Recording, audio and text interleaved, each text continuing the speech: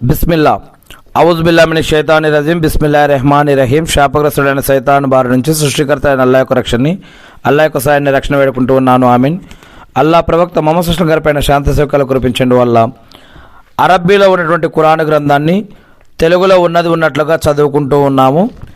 ఈరోజు 25వ సూరా అల్ ఫుర్ఖాన్ సూరా. అవతరణ మక్కాలో, ఆయతులు 77. ముందుగా అపార కరుణామయుడు పరమ కృపాశీలుడైన అల్లా పేరుతో ప్రారంభం. మొదటి వాక్యం నుంచి. సమస్త లోకవాసులను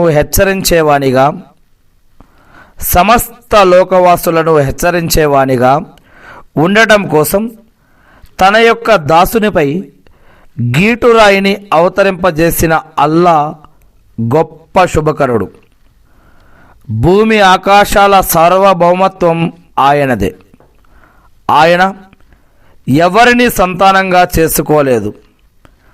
ఆయన రాజ్యాధికారంలో ఆయనకు భాగస్వాములు కూడా ఎవ్వరూ లేరు. ఆయన ప్రతి వస్తువును సృష్టించి దానికి తగ్గట్టుగా దాని లెక్కను నిర్ధారించాడు. వారు అల్లాను వదిలి బూటకపు ఆరాధనలను, బొమ్మలను కల్పించుకున్నారు, బూటకపు ఆరాధ్యులను కల్పించుకున్నారు. వారు అంటే ఆ బూటకపు ఆరాధ్యులు ఏ వస్తువును సృష్టించలేరు. పైగా వారు స్వయంగా సృష్టించబడిన వారు.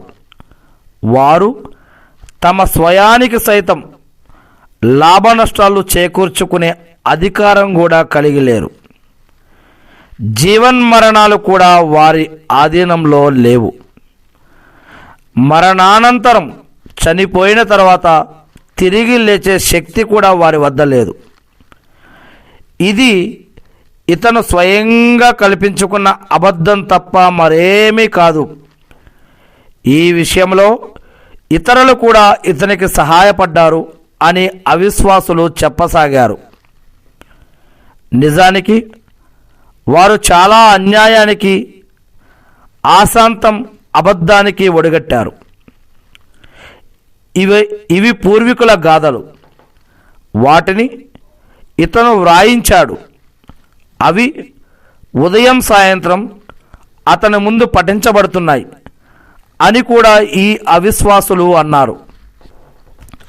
ఓ ప్రవక్త, వారికి చెప్పు, భూమి ఆకాశాలలో ఉన్న రహస్యాలన్నిటినీ ఎరిగినవాడు, దీని